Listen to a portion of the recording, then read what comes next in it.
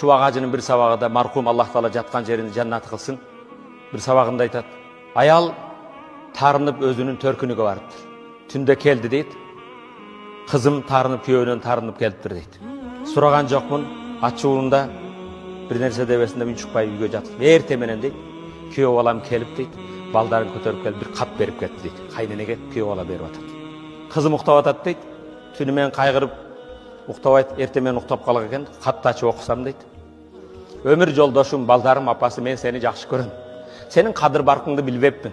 Мен жөнөкөй эле булардын курсагын тойгозуп, буларга памперс алып койсо, кийгизип койсо жүрө берет десем, памперста үйдө бок болбогон жер калган жок.